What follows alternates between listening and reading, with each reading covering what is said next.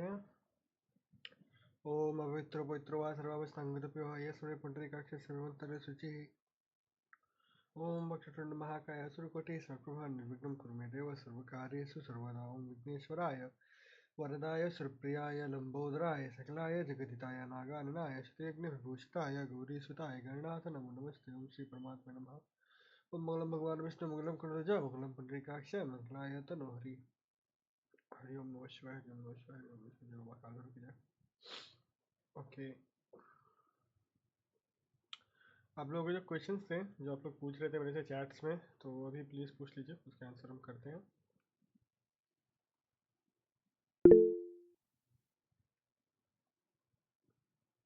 जी अमन भाई बोलिए।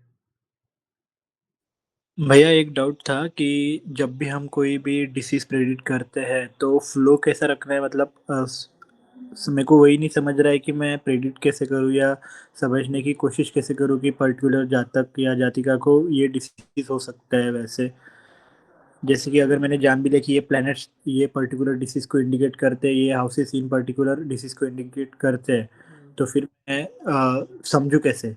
जैसे कि फॉर एग्जांपल कि कर्क लग्न की पत्रिका है, तो जुपिटर लग्न में है और उसकी मूल त्रिकोण राशि मतलब नाइन्थ राशि जो है वो सिक्स्थ हाउस में है। तो ये मेरे को लिवर की हाँ दिक्कत, ये ज़्यादा को पेट से संबंधित रोग है। क्या भैया? इस जातक को पेट से संबंधित रोग है, लिवर से रिलेटेड। नहीं, मैं मेरी बात कर रहा हूँ, मेरे कुंडली में ऐसा है। तो आपने इसके टाइम बताया था, कंसल्टेंट के टाइम बताया था मुझे ऐसा ऐसा है, तो मैं फाइंड कैसे करूँ ऐसा? ठीक है, तो पहला है रोग। यार आज ना भयंकर मेरे को ठंडा लग गया अचानक से।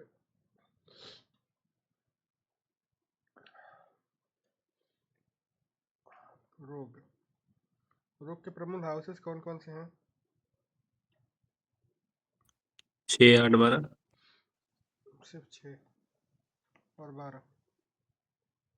8 एक्सीडेंट्स को हो गए शायद। हाँ, 8 एक्सीडेंट्स का है। तो इन दोनों में जिन हाउसेस का प्रभाव रहेगा उस तरह के प्रॉब्लम्स इस जातक को होंगे। ठीक है, उसके बाद इन भावों के स्वामी, खास करके षष्ठ भाव का स्वामी, या फिर जिसको हम लोग घांति कारक बोलते हैं, घांति कारक जिस भी भाव में बैठेगा वहाँ पर कुछ हानि करेगा। ये तो आप लोगों को नॉर्मल पता है। ठीक है, अब देखिए, अब इसमें कुछ चीज़ें ऐड होती हैं। जैसे अब जातक का लग्नेश है, अब लग्नेश किसी खराब ग्रह के साथ बैठा, लग्नेश सोचिए चंद्रमा हो, बैठ जाए राहु के साथ, राहु प्लस मून, अब इसको सांस की दिक्कत होगी। राहु 4th हाउस में बहुत ज़्यादा अफ्लिक्शन कॉज कर रहा है। लग्नेश की दृष्टि या लग्नेश के साथ राहु बहुत ज़्यादा प्रबल दिखाई पड़ रहा है कुंडली में। तो 4th हाउस क्या है, कौन सा एरिया ऑफ द बॉडी है?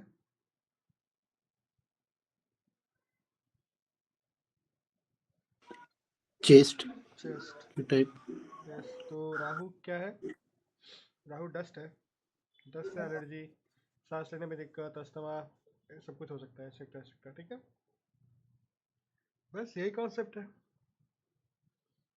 आप ट्रबल मेकिंग हाउसेस को देखिए और ट्रबल कॉजर्स को देखिए, और फिर देखिए कि क्या होने वाला है। दशा अगर आने वाले छठे भाव की, तो छठे भाव में कौन सा ग्रह है, इस आदमी को क्या हो सकता है, वो सारी चीज़ें। अब जैसे आपके केस में अगर आप अपने बृहस्पति को बिगाड़ लोगे तो 110% मैं आपको लिख के देता हूँ, लिवर से रिलेटेड प्रॉब्लम आपको हो जाएगा बिना दारू पिए। करना है ट्राई। नहीं नहीं। बट लग्नेश जहाँ बैठा वहाँ ज़्यादा दिक्कत नहीं देगा ना, आप समझे नहीं।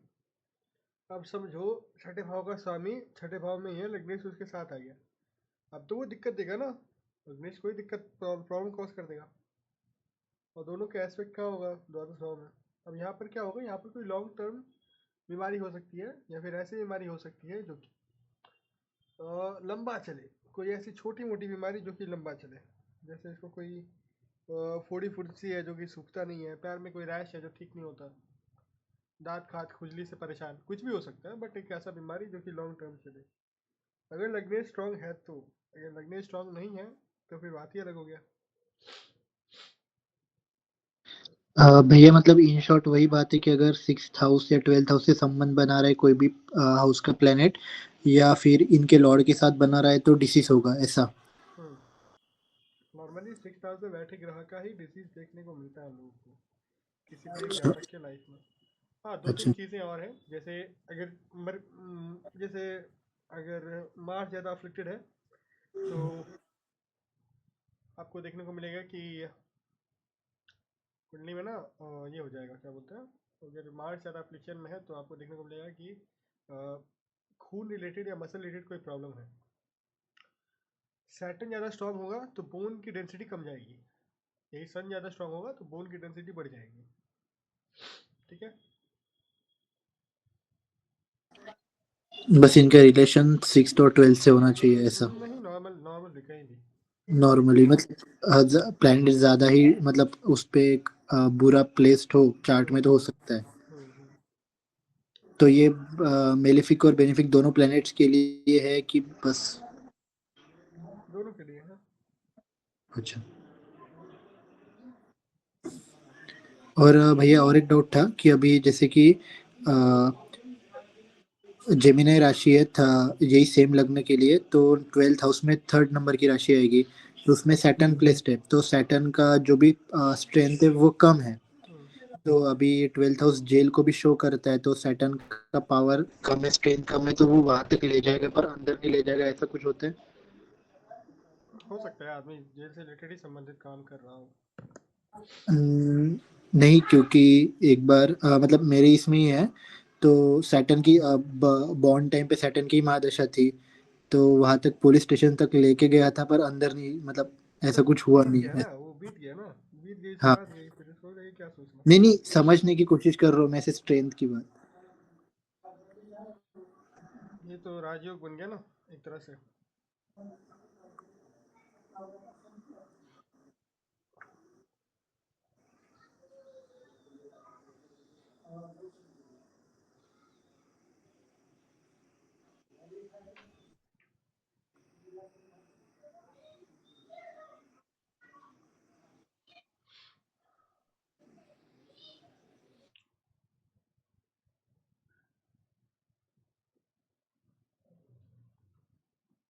यहाँ पर मेजर प्रॉब्लम होगा आपको, माउथ फेस से रिलेटेड प्रॉब्लम्स होगा जब सैटर्न की ये बीतेगी। सैटर्न का मैच्योरिंग पीरियड आएगा तो माउथ फेस से रिलेटेड ज़्यादा प्रॉब्लम्स होगा आपको। अच्छा। समझ में आया ना कैसे निकाला मैंने। हाँ आपने सैटर्न की दृष्टि देखी कहाँ कहाँ पे है। हाँ, और उसका तो सबसे उससे ज़्यादा सबसे ज़्यादा एनिमिकल वही निकला था, सेकेंड हाउस। हाँ और भैया ये बस सैटर्न की पीरियड महादशा में ही होगा जैसे कि सैटर्न की महादशा तो होगी मेरे तो उस महादशा के टाइम पे दांत में बहुत ज्यादा प्रॉब्लम था रूट कैनल और ये सब। तो अभी जब सैटर्न का मैच्योरिटी टाइम आएगा तब भी होगा कि तब बस भी होगा, महादशा। अंतरदशाओं में भी होगा। अच्छा मतलब किसी और ग्रह की अंतर्दशा में भी होगा। किसी और ग्रह की महादशा में जब सैटर्न की अंतर्दशा आएगी तब भी होगा। हाँ। सेटोरिस का लग्न हो और 8th में सेजिटेरियस आ रही है, जुपिटर 3rd हाउस में एग्जॉल्टेड हो, गुरु की दृष्टि बचा लेगी एक्सीडेंट से, या अगर ट्रांजिट ऐसे ही चले तो है। यहाँ पर अष्टम भाव में कहाँ पर दृष्टि है कि गुरु की दृष्टि बचाएगी आपको। यहाँ पर अष्टम भाव में कहाँ पर दृष्टि है, टॉरस लग्न है तो टॉरस लग्न में तृतीय भाव में अगर बैठा हुआ है तो जुपिटर की दृष्टि अष्टम भाव में कहाँ पड़ रही है। अरे तो उससे क्या मतलब है, अष्टम भाव में कहाँ पड़ रही है दृष्टि, सप्तम पे पड़ रही है, नवम पे पड़ रही है और एकादश पे पड़ रही है।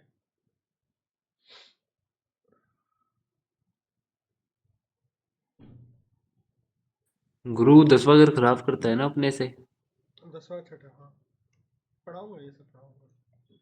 थोड़े दिन जाने दो आप लोग, पहले दशा समझ लो। अभी जो डाउट है सब क्लियर कर लो, नहीं तो फिर बाद में बोलोगे कि ऐसे पूछ रहे थे। नहीं ठीक है, आप पूछ रहे थे ठीक है, लेकिन क्वेश्चन सही पूछिए। ये तो मैं एक्सपेक्ट नहीं करता कि आप लोग ऐसे यहाँ पर आके ऐसे क्वेश्चंस पूछोगे, तब तो मजाक हो गया फिर। गुरु अपने से छठा और 10वां घर खराब करता है, कोई एक उस हाउस का सस्टेनेंस छीन लेता है। कोई एक सर्टन सर उस दिन का क्वेश्चन था मेरा एक पूछिए। क्वेश्चन था कि अगर कोई ग्रह भी हो और कंबस्ट भी हो तो क्या सूर्यदेव उसके शुभ फलों को बढ़ाएंगे या उसके कारक तत्वों को जला देंगे? कारक तत्वों को जला देंगे। मतलब थोड़ा एक्सप्लेन कर दो। अरे मतलब जहाँ पर भी जो भी ग्रह है, अगर वर्गोत्तम भी है, देखो वर्गोत्तम तो पहले एक अलग चीज़ हो गया। वैसे सूर्य देव ना क्या करते हैं कि एक बहुत ही अच्छी बुक है उत्तर कलामृत, कालिदास जी की। वो पढ़ोगे तो उससे पता चलेगा कि कंबस्ट ग्रहों का एक अलग रोल भी होता है। वो ये है कि जिसे जिस भाव के लिए सूर्य देव ने उसको अस्त कर दिया है, वो उसी भाव का सिर्फ रिजल्ट देने के लिए बच गया है। तो जैसे मेरे कुंडली में 3 6 है, मैं अपनी बात बताता हूँ। सूर्य मेरा यहाँ पर है, 9 राशि है, और 10 में मर्क्यूरी है, यहाँ पर वो कंबस्ट है, और वर्गोत्तम दोनों है। ठीक है। अब क्या हुआ, उस हिसाब से अगर ये पकड़ेंगे तो इन दोनों हाउसेस का रिजल्ट देने के समर्थ नहीं है मर्क्यूरी, जब तक मैं उसका कोई रेमेडी नहीं करता। लेकिन वो इस हाउस का फैंटास्टिक रिजल्ट देगा। समझ में आया? हाँ जी सर, आ गया। जी। यार क्लास पढ़ाने से ठीक पहले मेरे को क्या भयंकर सर्दी हो गया, मतलब एकदम दिमाग खराब हो गया।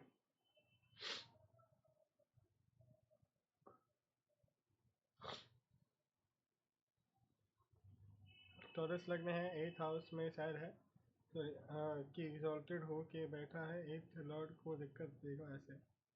अगर 8th लॉर्ड है, एग्जॉल्टेड है 3rd हाउस में, 3rd हाउस क्या हुआ आपका? 3rd हाउस में भी उम्र आती है, तो कहीं ना कहीं बोल सकते हैं कि जहाँ तक की उम्र लंबी है, लेकिन ये एक्सीडेंट से नहीं बचा रहा है।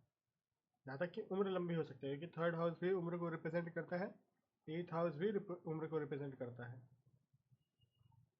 तो वो हो सकता है।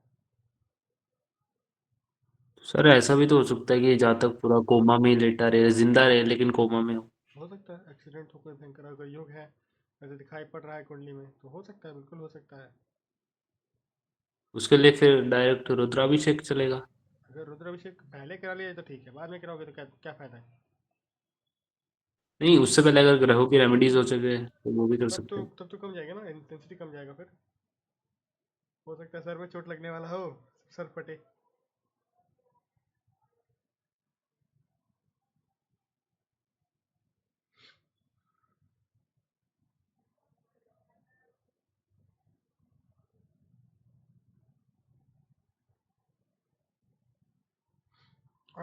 आज वैसे पढ़े क्या क्या आज मेरा सर्दी, आज मेरे को तबीयत बहुत ख़राब लग रहा है। ऐसा करते हैं कि आज क्लास में जितना पढ़ा दिया उतना रहने देते हैं, मैं किसी और एक दिन एक्सटेंशन दे दूंगा क्लास में, कुछ और एक्स्ट्रा पढ़ा दूंगा। क्या आज मेरे को बहुत तेज़ सर्दी हो गया है। अभी दवा खाया, लेकिन पता नहीं कितना देर और पढ़ा पाऊंगा। तो देखते हैं। अरे लूना लूना को अभी भी उठाया, जिस कुर्सी में मैं बैठा हूँ वो उसी कुर्सी पे बैठती है वो। अच्छा, दृष्टियाँ आप लोगों को दृष्टियाँ मैंने समझाई हैं, ग्रहों की दृष्टियाँ समझाई हैं? नहीं, दृष्टियाँ मैंने आप लोगों को नहीं समझाई हैं। जैसे मैं दृष्टियों को समझता हूँ वैसे आप लोगों को नहीं समझाई है दृष्टि अभी तक। चलो मैं समझाता हूँ, ठीक है। वो तो आप लोगों को पता है कि वो 1/4 दृष्टि, 3/4 दृष्टि, ये सब तो आपको पता है, राइट? हम लोग सिर्फ पूर्ण दृष्टि की बात करेंगे, और पूर्ण दृष्टियाँ कैसे, मार्स की क्यों ऐसी दृष्टियाँ हैं, और बाकी सब ये समझा देता हूँ आज। तब तक सेशन भी खत्म हो जाएगा। सॉरी अगर मैं छींक भी कूदूँ तो सॉरी। हाँ, सूर्य सूर्य जो है, क्या आपको सबको पता है कि सूर्य क्या है? आत्मा है, दुनिया का आत्मा है, और the only source of energy in the world actually में सूर्य ही है, ठीक है। यहाँ पर सूर्य ही है जो पूरे वर्ल्ड को रिविटलाइज करता है एनर्जी के माध्यम से, ठीक है। वही एक एजेंट है। उसके बाद उसका सूर्य का जो दृष्टि है, जो भी ग्रह सूर्य से सप्तम में पड़ता है उसको वो पूर्णतः जागृत कर देता है, समझ रहे हो? 7th जो दृष्टि होता है सूर्य का, उस जगह को वो पूर्णतः उजागर कर देगा। जैसे अगर आपको पता है कि पूर्णिमा कब लगता है, जब सूर्य से चंद्रमा सप्तम में जाता है, ठीक है ना, वो पूर्ण तरह से चमकता है। वैसे ही कोई भी ग्रह जब सूर्य से सप्तम में हो, सूर्य उसके एनर्जी को पूरा बूस्ट कर देता है। ओके, उसके बाद सर अगर वो मारक वगैरह हो तो उसके भी हो तो जाएंगे भी फिर तो। तो भी वो उसको दृष्टि देगा। यहाँ पर हम मारक की बात नहीं कर रहे हैं, जस्ट जेनेरिक दृष्टि की बात कर रहे हैं, ठीक है। अगर ग्रह जो है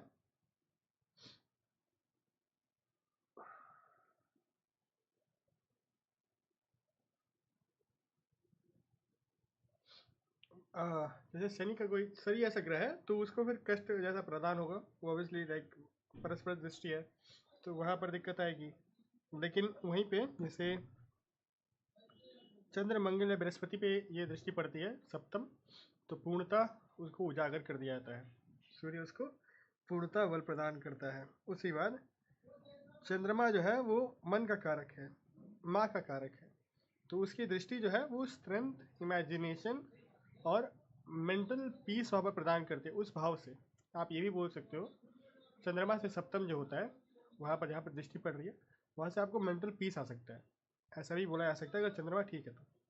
उसके बाद बृहस्पति के उच्च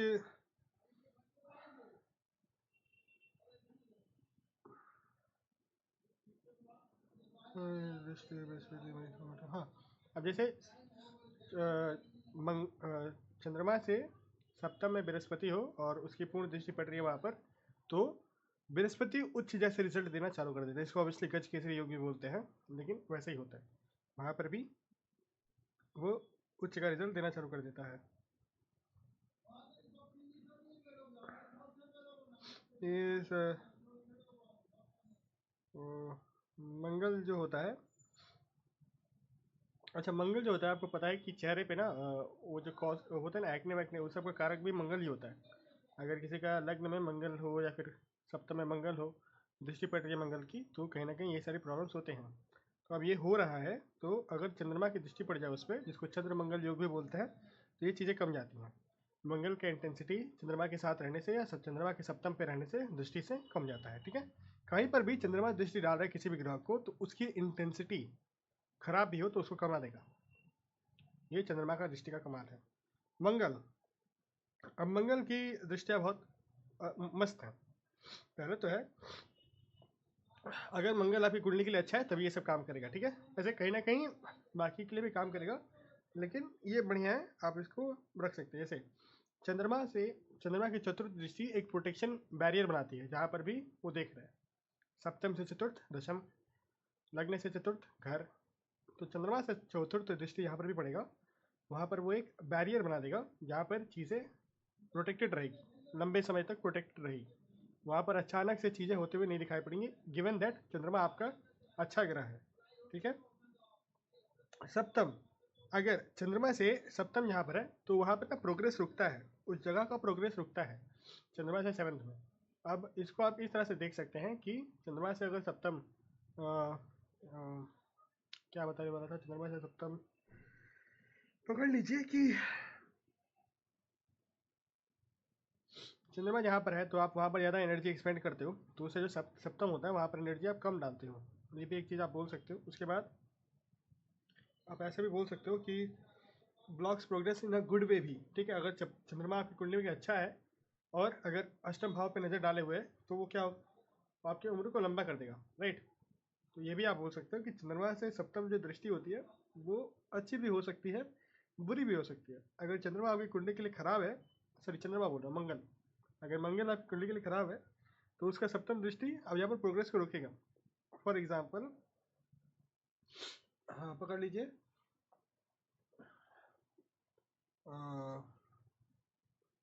किसी के चतुर्थ भाव में चंद्रमा, नॉट गिवन दैट कि कैंसर में हो तो सप्तम भाव पड़ता है दशम, तो वहाँ पर कहीं ना कहीं प्रोग्रेस उसकी स्लो हो जाएगी। उसके बाद अष्टम जो है आठवीं दृष्टि, वो फायर, डेथ और बाकी सारी चीज़ें कॉज करती हैं। ये भी बोल सकते हो कि चंद्रमा का एक्सट्रीम फॉर्म हमको उसके आठवें दृष्टि में दिखाई पड़ता है। अब इससे कैसे आप ये कर सकते हो, किसी का लग्न में अगर चंद्रमा है खराब राशि में है और अष्टम में खराब राशि पड़ रही है, तो उसकी दृष्टि की वजह से वहाँ पर बार बार एक्सीडेंट हो सकते हैं, बार बार आग लग सकता है, क्योंकि अष्टम भाव खुद बहुत ज़्यादा जर्नल सीन है, राइट। इवन अगर किसी का मेष लग्न भी है और उसके ही लग्न में अगर मंगल बैठा हुआ है तो वहाँ पर उसकी जो अष्टम दृष्टि होगी वो यही प्रॉब्लम कॉज करते हुए दिखाई पड़ेगा। उसके बाद ऑब्वियसली अगर अगर एक बैड हुआ या फिर नॉर्मल हुआ? दोनों में ही होगा, लेकिन अगर बाकी सारे जगहों पर अष्टम दृष्टि पड़ रही है तो कहीं ना कहीं आप बोल सकते हो कि उस जगह से रिलेटेड हाइपर इंटेंसिव चीज़ें दिखाई पड़ेंगी। मतलब वो जगह काफ़ी ज़्यादा इंटेंसिफाई हो जाएगा। जैसे द्वितीय भाव में बढ़ रहा है तो फैमिली इंटेंसिफाई हो जाएगी।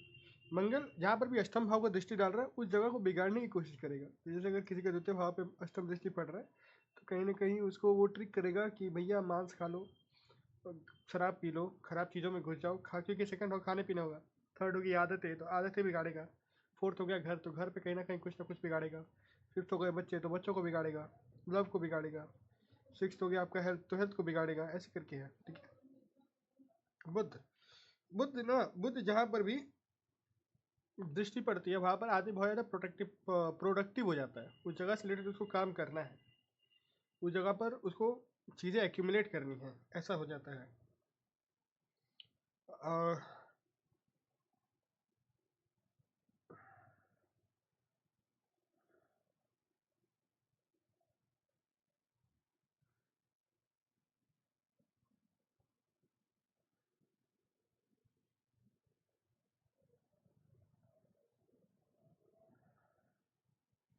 एक और चीज़ होता है, जैसे अगर किसी ग्रह पे बुध की दृष्टि है तो आप ये भी बोल सकते हैं कि वो अपना फल को थोड़ा बढ़ा के देगा। लाइक वहाँ पर आपको फल जो है किसी ग्रह के ऊपर हम बात कर रहे हैं तो उसके ग्रह उसके फल हमको बहुत ज़्यादा प्रोमिनेंट दिखाई पड़ेंगे, एज इन जातक के कम्युनिकेशन या फिर जातक के बोल चाल ढंग चलने में, इन सब में उसका पूर्णता हमको फल दिखाई पड़ सकता है। क्योंकि बुध जो है वो कम्युनिकेशन का कारक है, दिखाने का कारक है, बाहर बाहर चीज़ें प्रेडिक्ट करने की कारक है। तो बुध से सप्तम में कोई भी जो ग्रह है उसके ऊपर अगर बुध की दृष्टि है तो वो क्या होगा, उस जगह से रिलेटेड वो चीज़ें बहुत ज़्यादा एक्सप्रेसिव बोल पाएगा, उस प्लैनेट से रिलेटेड, नॉट उस जगह, उस प्लैनेट से रिलेटेड। उसकी बोल चाल में वो प्लैनेट का बहुत ज़्यादा बड़ा एक रोल प्ले होते हुए दिखाई पड़ेगा आपको। अब आते हैं बृहस्पति। बृहस्पति की जो दृष्टि है इसके बारे में जानना बहुत ज़रूरी है। पंचम जो दृष्टि होती है बृहस्पति की, वहाँ पर आदमी फ्यूचर के लिए प्लानिंग करता है। जहाँ पर भी आपकी फिफ्थ दृष्टि पड़ रही है बृहस्पति की, वहाँ पर कहीं ना कहीं किसी ना किसी सेक्टर में आप फ्यूचर से रिलेटेड प्लानिंग्स कर रहे हो। ठीक है। सप्तम सप्तम दृष्टि जो होती है, जहाँ पर भी सप्तम बढ़ रही है वहीं से जहाँ तक के मोस्टली डिजायर्स फुलफिल होंगे। सप्तम जहाँ पर भी बृहस्पति की दृष्टि पड़ती है और नवम जहाँ पर पड़ती है उस जगह पर एक डिवाइन प्रोटेक्शन आ जाता है, उस जगह पर एक डिवाइन प्रोटेक्शन आ जाता है। हाँ जी बोलिए। सर आप टॉरस का लग्न बनाएंगे प्लीज। अभी हम कुछ और बात कर रहे हैं मित्र जी, ये करने के बाद हम बना देंगे। ठीक है, ये आपको समझ में आ गया बृहस्पति की दृष्टियाँ अब बहुत। नाइन्थ में क्या बोला था आपने? नाइन्थ में जहाँ पर भी दृष्टि पड़ेगी वहाँ पर एक डिवाइन प्रोटेक्शन आएगा, मतलब उस जगह को रिलेटेड बृहस्पति प्रोटेक्ट करते हैं। नवम में कोई भी खराब से खराब ग्रह है उसके ऊपर अगर बृहस्पति की नवम दृष्टि पड़ जाए वो सुधर जाएगा, वो काम हो जाएगा। चाहे बृहस्पति कैसा भी हो कुंडली में। बृहस्पति कैसा भी हो कुंडली में, बृहस्पति खराब भी हो के ना अच्छा ही रिजल्ट देंगे। बृहस्पति पूर्णता कभी अशुभ नहीं होंगे। बृहस्पति की यही तो खासियत है, इसलिए तो वो देवगुरु है। बृहस्पति कभी भी पूर्णता अशुभ नहीं होंगे। अगर अष्टम भाव के स्वामी बनते हैं तो पंचमेश बन जाते हैं, षष्ठ भाव के स्वामी बनेंगे तो नवमेश बन जाते हैं, अगर मारक बनेंगे तो चतुर्थेश या सप्तमेश बन जाते हैं, चतुर्थेश या राजेश बन जाते हैं। तो कभी कभी भी वो पूर्णता अशुभ नहीं होंगे। और जिस समय ये बनते हैं तो उनको केंद्राधिपति दोष लग जाता है, वो फल रहित हो जाते हैं, तो वो कभी भी पूर्णता अशुभ नहीं हो सकते, इसलिए बृहस्पति है वो। उसके बाद शुक्र, मतलब उस घर की प्रोटेक्शन करेंगे उस ग्रह की? उस घर उस ग्रह दोनों की, उससे रिलेटेड कारक तत्वों की भी। अगर देखो कोई बहुत खराब योग बना हुआ है, जैसे मृत्यु का भी योग बना हुआ है और बृहस्पति की नवम दृष्टि पड़ जाए अष्टम में, तो बोल दो ना आँख मूंद के कि इस जातक की आयु बहुत लंबी है जाएगी, कुछ नहीं होगा। शुक्र, शुक्र की दृष्टि जिस भी ग्रह में पड़ती है उस ग्रह को, आप लोगों को पता है शुक्र जो है उनको एक बहुत मस्त पावर मिला हुआ है मृत संजीवनी का, मृत संजीवनी, राइट। और आप लोगों को पता है कि ग्रह भी मृत्यु हो जाते हैं, मृत्यु हो जाते हैं ना, दत्त अवस्था जिसको बोलते हैं मृत अवस्था, बाल अवस्था, या फलहीन होना या शक्तिहीन होना, मेरा शुक्र की दृष्टि जिस पे पड़ जाती है उस ग्रह को ये बल मिल जाता है कि वो मर नहीं सकता। शुक्र से सप्तम में कोई भी ग्रह है, अगर वो मृत अवस्था में दिखाई पड़ रहा है तो वो वापस से जागृत हो सकता है, गिवन दैट उसका एक्टिवेशन पीरियड आ जाए, फिर नॉर्मली भी वो अपना फल देते हुए दिखाई पड़ेगा, क्योंकि मृत संजीवनी विद्या है शुक्र के पास, ठीक है। उसके बाद उसको फाइट बैक करने के भी बहुत पावर मिलता है कि वो ग्रह जो है, रख दे यहाँ पर रखते, तो फाइट बैक करे। एक मिनट रुकिए ना।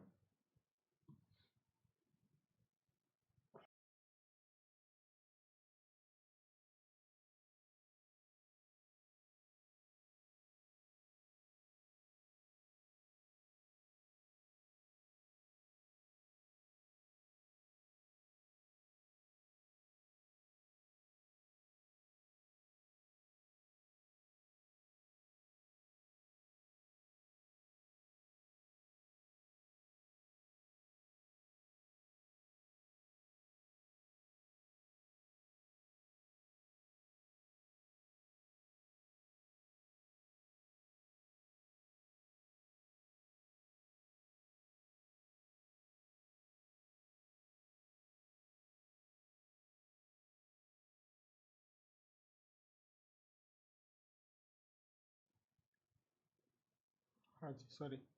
उसके बाद शनि वैसे इन ग्रहों की दृष्टियाँ है, मैं और एडवांस में जब आप लोगों को सिखाऊंगा तो वहाँ पर इन ग्रहों की दृष्टियाँ स्पेसिफिक प्लैनेट के ऊपर क्या रिजल्ट कॉज करती है वो भी हम पढ़ेंगे, ठीक है। अभी तो मैं बेसिक पे समझा रहा हूँ आप लोगों को, ताकि आप लोग एक कोई भी अभी जो कुंडली देखो वहाँ पर ये चीज़ें डाल पाओ, ठीक है। उसके बाद हाँ वेदांत जी बोलो। सर जो आपने वीनस की दृष्टि बताई थी, अगर ये किसी भी अगर बैड प्लेनेट पे भी दे तो उसकी भी बढ़ा देगा पावर? नहीं, पावर नहीं बढ़ाएगा, उसको सौम्य कर देगा। अगर वो मृत है तो उसको मतलब पॉजिटिविटी देगा ना ये? पॉजिटिविटी ही देगा। सौम्य ग्रह जो भी देखते हैं उसको पॉजिटिविटी प्रदान करते हैं।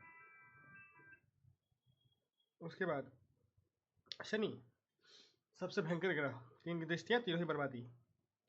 शनि की जो 3 दृष्टियाँ हैं वो ये है कि थर्ड वाली मृत्यु कॉज करती है।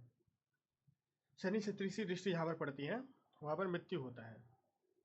नॉट इन द सेंस की मृत्यु, उस घर का फलहीन हो जाता है, बहुत दिक्कत से उस घर का आपको रिजल्ट मिलते हुए दिखाई पड़ता है। नॉट मृत्यु बट उस भाव के कारक तत्वों का मृत्यु। अगर उस भाव के कारक तत्वों में बहुत ज़्यादा शनि का इम्पैक्ट आते हुए दिखाई पड़ेगा आपको। यही सप्तम दृष्टि जहाँ पर भी पड़ती है वहीं पे आपको ऑब्स्टिकल्स भी दिखाई पड़ेंगे और वहीं से जातक का फुलफिलमेंट होते हुए दिखाई पड़ेगा। दोनों सप्तम जहाँ पर पड़ती है वहाँ पर जातक को फॉल इन स्टेटस देखने को मिलता है, जो मतलब जातक कहीं और बहुत ग्रोथ कर रहा था, शनि को बर्बाद किया कुछ कुछ करके, और वहाँ पर फॉल इन स्टेटस हो गया, पूरा जहाँ पर वो चल रहा था वहाँ से एकदम गिर गया। ये शनि करा सकता है शनि की दशम दृष्टि से। लेकिन शनि की दशम दृष्टि ये भी है कि वहाँ पर जातक को काम करना चाहिए, जहाँ पर भी शनि की दशम दृष्टि पड़ती है उस सेक्टर से रिलेटेड जातक को काम करना चाहिए। वहाँ पर अगर वो एफर्ट डालता है, सही में एफर्ट डालता है डिसिप्लिन के साथ, तो शनि उसका बहुत अच्छा रिजल्ट देता है। ये रहा बेसिक दृष्टियाँ और उनके नेचर। आप लोग ये चीज़ बाद में सुन सकते हैं, कोई दिक्कत नहीं है।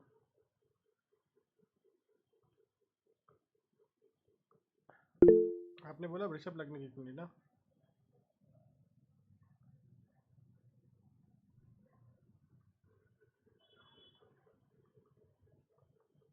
हाँ बोलिए। हाँ हाँ सर, अभी है ना थर्ड हाउस में जुपिटर एक्सोल्टेड है नेचुरली, और ट्रांजिट में अभी सेकंड हाउस में, और नाइन्थ हाउस में क्या था? वीनस और मार्स।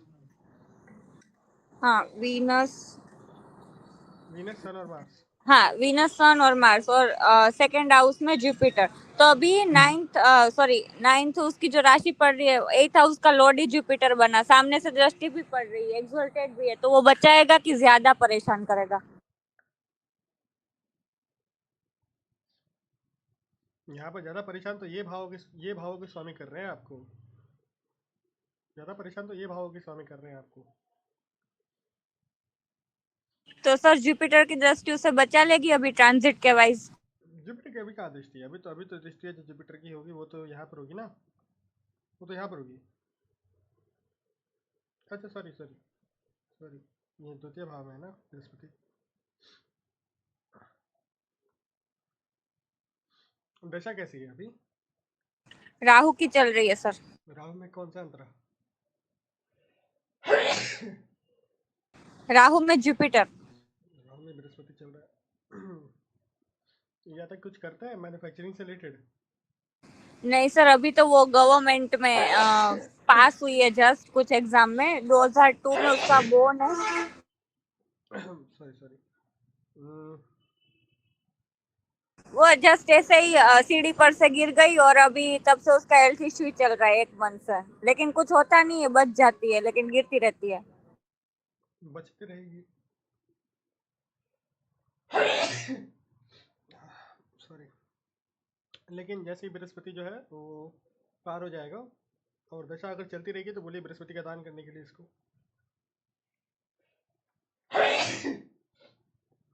देखा क्या भयंकर सर्दी हो गया हमको, बेमतलब का सर्दी हो गया, कुछ हुआ भी नहीं, बेमतलब का सर्दी हो गया। चलिए आज के लिए यहीं पढ़ने देते हैं और हम पढ़ा नहीं पाएंगे, सीखते रहेंगे। हम ये अपलोड कर देंगे किसी और दिन, आपको 30-40 मिनट का एक्सटेंशन दे देंगे क्लास में। चलिए।